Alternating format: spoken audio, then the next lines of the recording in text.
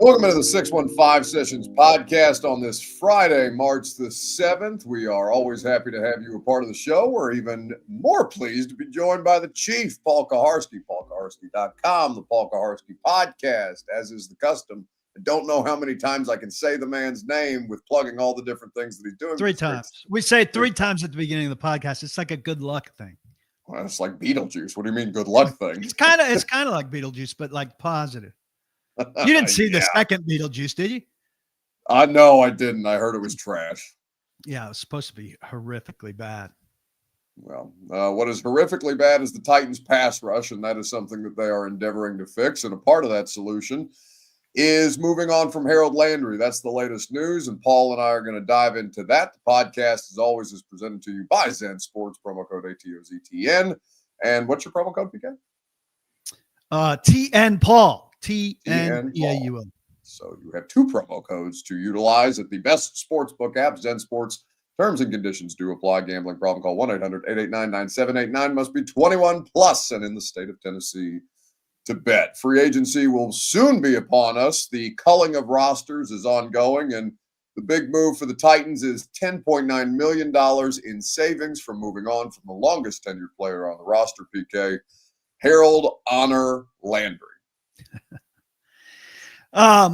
Look, guy had a great work ethic, and was a tremendous force for them. I think leader by example, everything you want in terms of going out there and really working every day to be the best player he could be. Finely tuned athlete, very aware of his body and what he could do. But I think, frankly, to be honest, and I like Harold a lot, but in the last 2 years, and the first year back from ACL, you get grace. The second year back from ACL, you're supposed to be back to what you are. And if last year is what he is, certainly not worth the $17.5 million base salary, and that's what this move says. I think he had nine and a half sacks last year. I remember reviewing them late in the season, talking to people about them. Was really one where he flat out beat a guy and made a move. Not that those other sacks don't count, and everybody accumulates those too. But in terms of being the kind of pass rusher that he had been at his peak, he's a far cry from that, sadly, because he's not that old and he's not that advanced in years. But the Titans, with or without Harold Landry, needed to drastically revamp this pass rush. I think too many outsiders say, oh, well, now without Landry, they really need – no, with Landry, they needed to get two pass rushers. And without Landry, they need to get two pass rushers. I think it'll be very draft-centric, whether it's Abdul Carter or not. I don't think there's a very good market in free agency. And, it's one of their primary – places that needs attention. Everywhere needs attention. Three places need particular attention: pass rusher, the right side of the offensive line, and I think wide receiver. Well, quarterback also a factor in the mix. Yeah. I mean that aside, outside of the obvious, of course. Yeah, at some point, Chief, we're gonna get to a point where we don't have to say, yeah, they just need all of it. Like, they just need all of it, year after year after year. And to your point, he's 28 years old. Despite being the longest tenured player, he had 30 total pressures. I know maybe Pro Football Reference may have him with a few less, as opposed to Pro Football Focus, where I typically get those kind of things from. But when you're playing 83% plus of the snaps, 30 pressures as the primary edge guy on a team that's one of the worst pass rush units in football last year, it's just not enough, especially for the price point. And so as soon as the news came out last week when we were all up at Indianapolis that they were allowing him the opportunity to pursue a trade, it's the signal that they are good with life beyond Harold Landry, and they should be at this point in time as they look to retool this roster from top to bottom, both starting caliber talent and depth.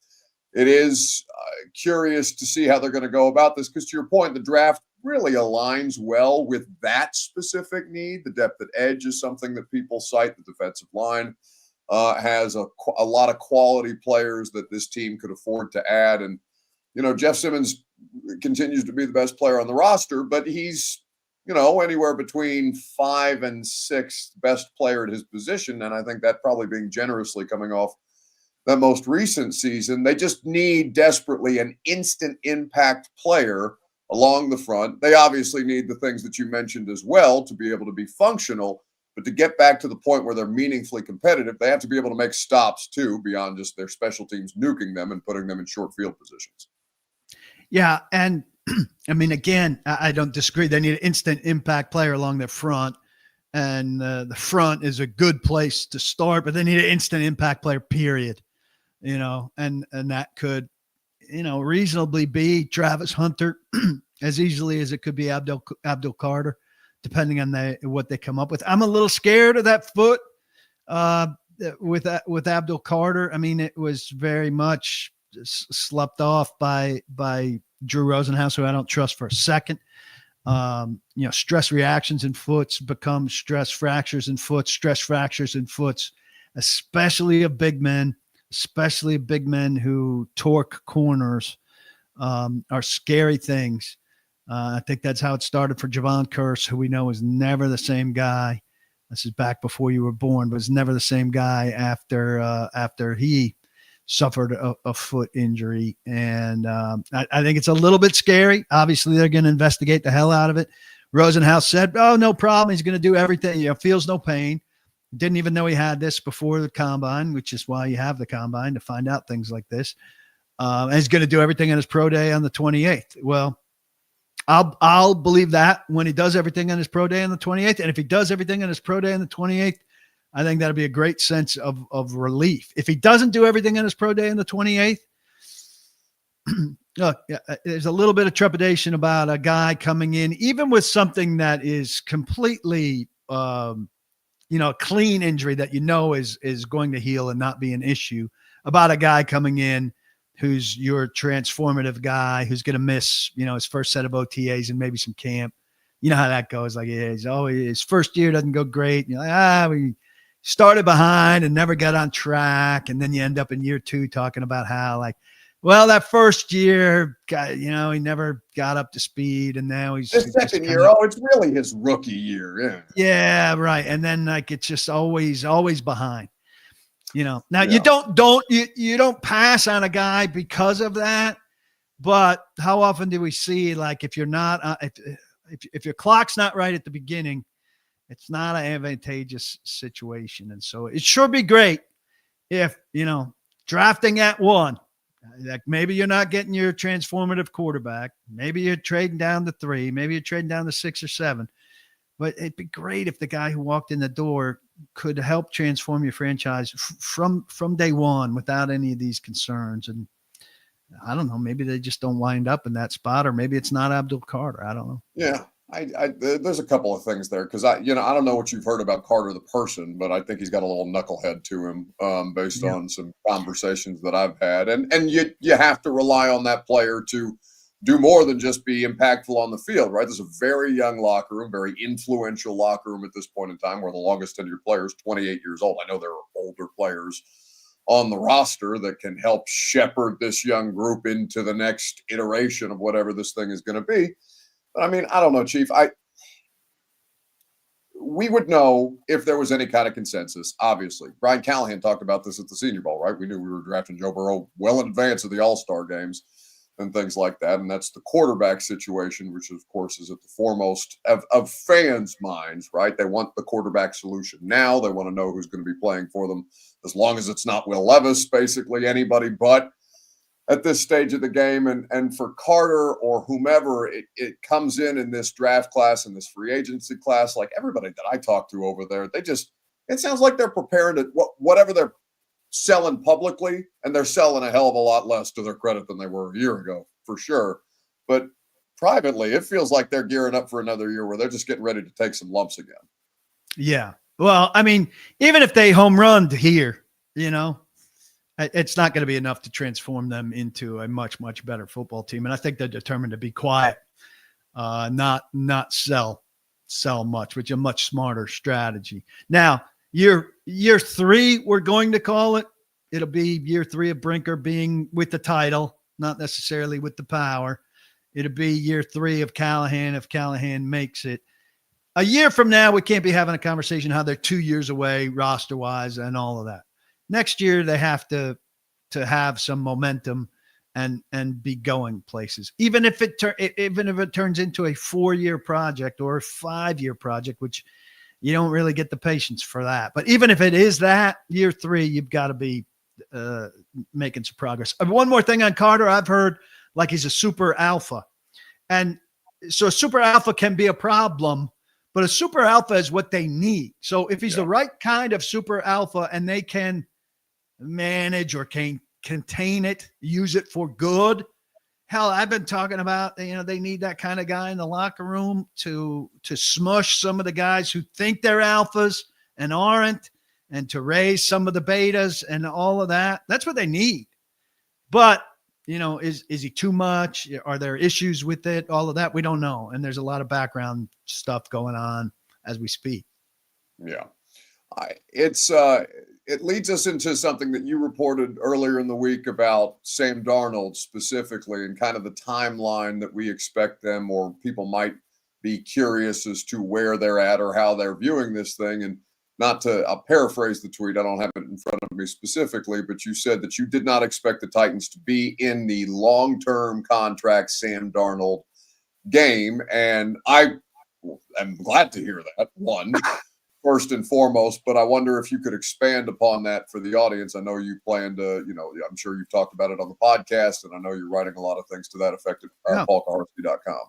I don't think they like him that much. Yeah. I really don't. And now, if it becomes a guy who's, in the same market or just a notch above market for a Jameis Winston or a Mac Jones or whatever, of course you'd look at him in a different light. And a lot of people are writing and talking about how the market for him is not going to be that big. Quite frankly, I think if the market for him comes down that far, Minnesota gets back in. Yeah. If he's going to be that inexpensive, I think both sides there would want him back with the Vikings, and he would start for the Vikings until things went south. And then maybe give it another shot next year. I don't know if he could do it again, then he'd say, hey, well, I did it twice. Not so much of a fluke. You can count on me. But if somebody's going to pay him, seems to me, he's the one quarterback out there that somebody could look at and say, hey, that's enough for me. I think he can be a winning long-term starting quarterback in this league. And I don't think the Titans think that. And I don't have a problem with the Titans not thinking that. I mean, he threw for 36% of his career touchdowns in this one season. He's a turnover, and I'm impressed. I don't know about you, but the people that were on my podcast yesterday and the people that have offered feedback to my story are all right with it.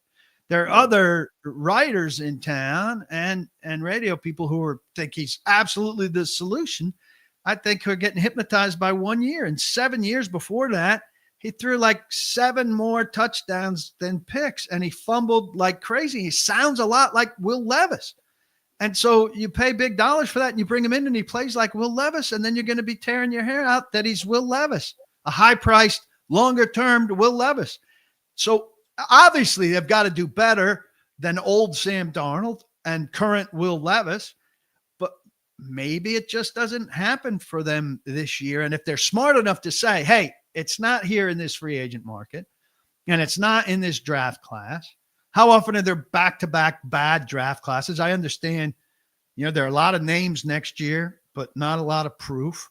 But one college football season does a lot to bring names to the top usually. And if they said, we don't think this is the class and free agent class for us, we're going to address a whole bunch of other stuff by trading out of this pick and take our chances in the next year. I don't think that's crazy. Yeah. And just to add some additional context to what you're saying, I talked to a bunch of people up, as I'm sure you did, in Indy last week about a variety of different subjects, but in particular, one member of an NFC front office said, I'd be surprised if he's not closer to 30 as opposed to 40 million on Sam Darnold on an average annual basis. And that would allow Minnesota to offer him a 2-year deal as opposed to a 4-year deal at 40 AAV. and keep the door open. Now, what domino effect that might have on J.J. McCarthy, for example, I know that that rumor mill stuff has started to stir up to some extent, but Minnesota would welcome him back closer to 30 as opposed to 40, especially if they could get him on a shorter term deal. Sure. And I think that's, that we had Burke Nihill on the show, yesterday in studio. And since he's the closest thing that I'm going to get to ask ownership questions about at this point in time, I'm like, all right, talk about this patience that you guys are telling the powers that be that are, that you've empowered in these positions. How patient are you prepared to be given what the track record looks like over the course of the last 3 seasons? And he was diplomatic in the answer, of course, but I think they're prepared to give them a quarterback plan, provided that the quarterback plan is sound. The quarterback plan can extend beyond one offseason. Like, that doesn't have to be the immediate here and now. It should, where they are versus where this offseason is, the free agent class, the draft class, and everything else. I think if you are going to truly stick to your word, and there's nothing to keep them from doing that by the time we get to the end of next season, we'll see. But if we're going to operate under this assumption, then they should be given some level of, as they've talked about, patience over panic specific to the quarterback plan. If the quarterback plan this year just simply doesn't align with what's out there. Another thing that I would add, though, is I had somebody this week tell me to keep an open mind about the idea of trading for Kirk Cousins. Not that it's imminent or not that that's their preferred path forward, but that they haven't been super active early on in the veteran free agent quarterback market, and that Kirk, who's been relegated to the backup role in Atlanta, would be a path that they would also consider. Well, I'd be fine with that, but if you're trading for Kirk Cousins, the contract's coming way down.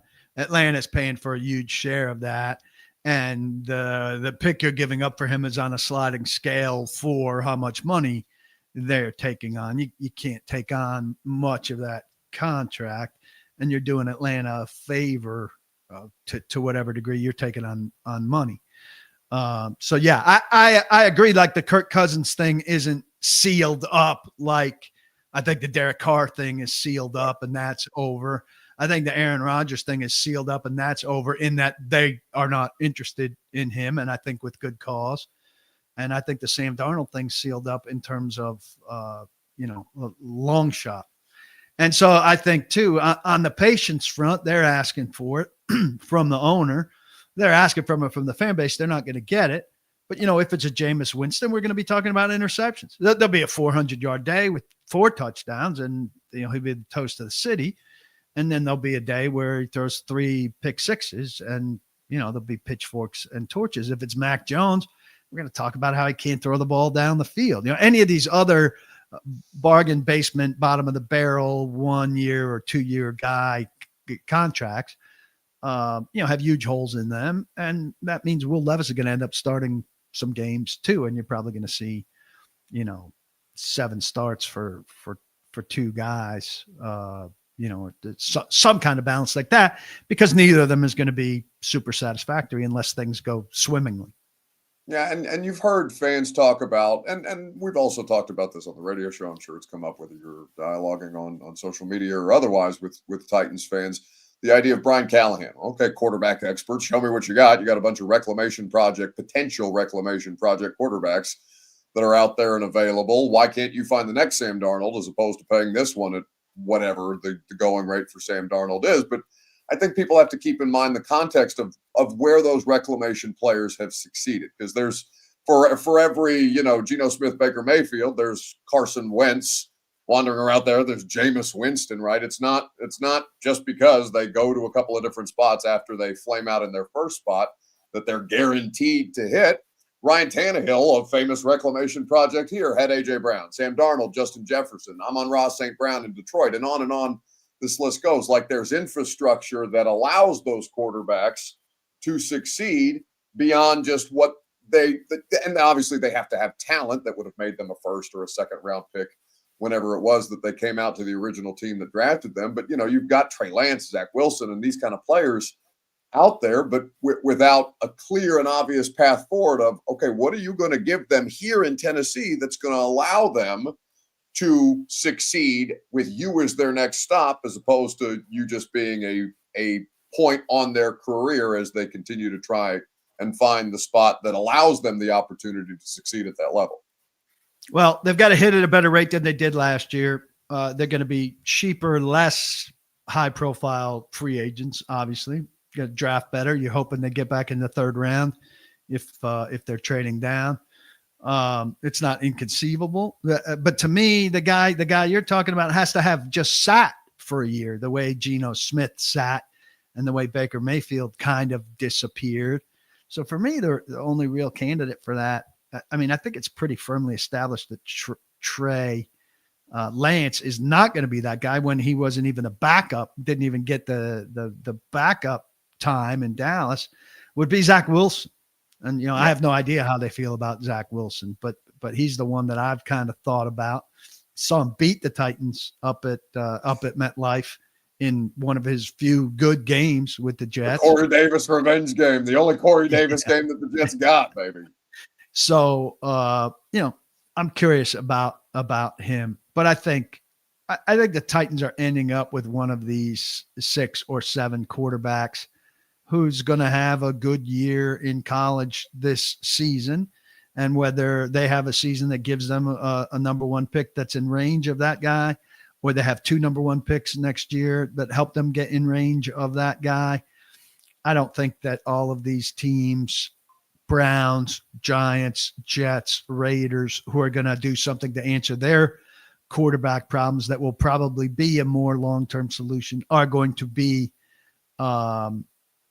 great next year. And they're probably high in the draft again and more willing to trade out next year. Or maybe the Titans will have one of their first-round picks.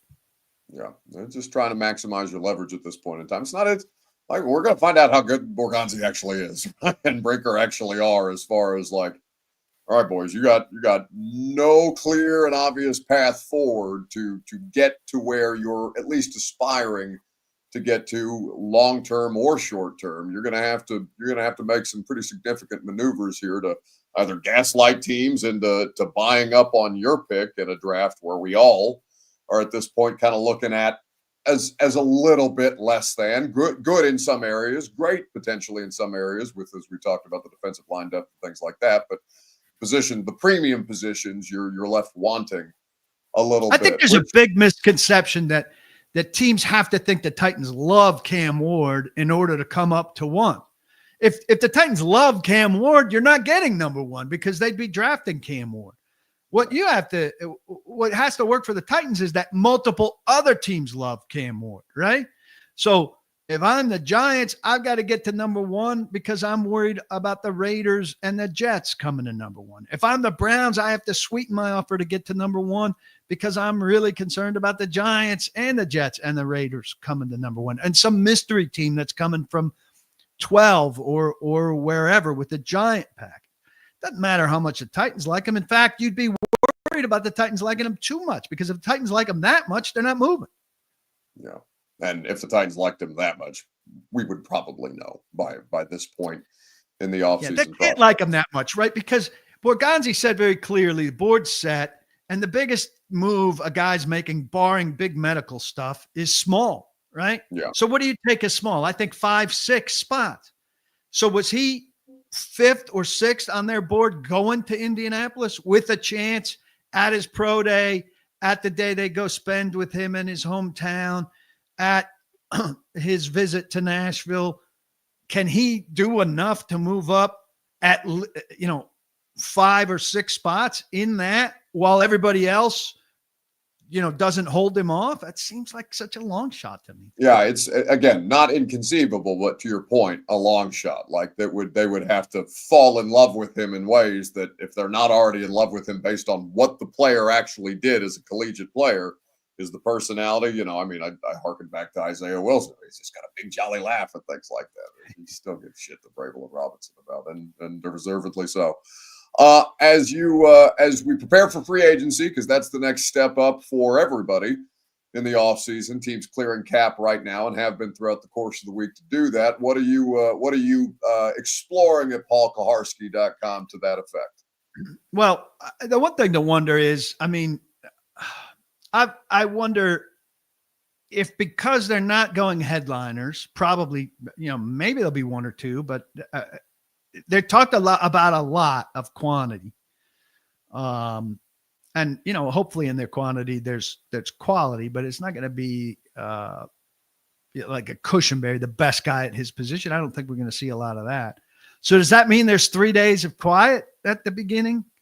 Or does some of those positions move faster than we expected? Like last year, the running back tear was faster than we expected. So I'm curious about the timing there. Mike Herndon did his offensive free agency primer that's up already. His defensive one will be up tonight or tomorrow. And then I will have, and I think I've done very well here, a piece on pat yourself on the back real quick. Yeah, well, we'll see how well I did. It'll be a scorecardable piece. Who I think they're chasing in particular, which I think people will read disappointedly because it's not going to be as big a names, and you keep telling them it's not going to be big names, not going to be big names. But when they read them, they'll be like, But also, I think some of them are enticing and intriguing, and guys that could definitely help this football team. And so you get an advanced look at that, and then maybe as soon as Monday afternoon, start hearing some of those names connected more officially to the team. Yeah, we'll know significantly more about the Mike Borgonzi, Chad Brinker, Brian Callahan era Titans come Monday afternoon once this stuff really starts to kick into gear. And to your point about people being disappointed by not headline type names, I would think that they would use last year's offseason acquisitions to kind of buyer beware a little bit on getting too attracted or too attached to names at the top and big money contracts and trades for players who are great elsewhere. But obviously that doesn't matter when you bring them into a new situation where they're not also surrounded by other similarly great players, i.e. L'Jarius Sneed as a specific example. And you understand that injury derailed that one more. But he wasn't great. He wasn't great before he was hurt. Yeah, that I think is pretty diplomatic. But and I've used this example a couple of times, Paul. What Washington did last year, understanding that they hit on Jaden Daniels and it makes everything smell and look a lot better. Zach Ertz and Bobby Wagner were not viewed as prime free agent acquisitions who ended up playing critical roles as veteran players on 1-year deals, as opposed to band-aiding over your needs with a Calvin Ridley for 4 or whatever. Well, why don't you, choose more, give yourself more flexibility in how you acquire? Because there's still players who can do, maybe up to a percentage of what a Calvin Ridley might offer you that you're not married to for the long term. And I don't use Calvin as an example. I think Calvin Ridley probably end up being a player who has a role here for years to come. Certainly with that contract, you would expect or hope that he would. But I just, there's no perfect way to do this, right? And I think you have to kind of just sit back, understand where they're at, and go at it with first and foremost honesty, which is tough for fans and for, frankly, organizations to do.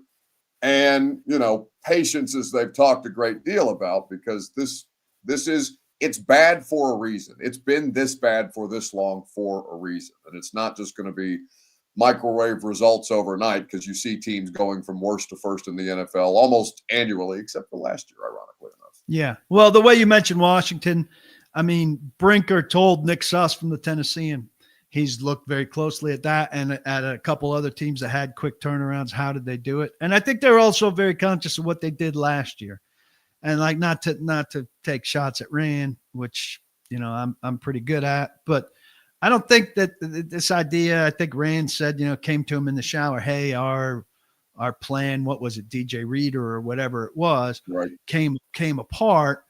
Let's pivot and do the Ridley thing.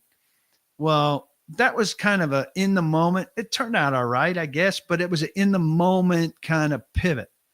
I think they've got everything drawn up that they're going to do, right? And if they've got a pivot, it's not going to be something they come up with next week when they're rebuffed on something. They're not going to do anything next week or in the next month or in the next 3 months, free agent wise, that they haven't already kind of put into motion or on paper. Their spreadsheet is done. And that's what they want to do. And they're not going to, if they take a swing and a miss somewhere, go reconvene and say, hey, that didn't work. What should we do instead? And kind of re-brainstorm the whole thing. They've brainstormed the whole thing and they've got a plan. And they're going to go with that plan. And it's got steps and stages and all of that.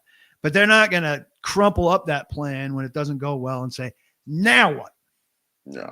Yeah. But do it based off vibes, right? Where we are in the moment at any particular point in time. And, maybe sometimes that can work, but more often than not, you got to have multiple scenarios prepared as far as what it is to pick this thing up off the mat. He's Paul Kaharski. You do that, paulkaharski.com, at the Paul Kaharski Podcast. You can hear him on 102.5 from time to time, of course, with our dear friend Goutfield Joe Rexroad and Robbie Stanley.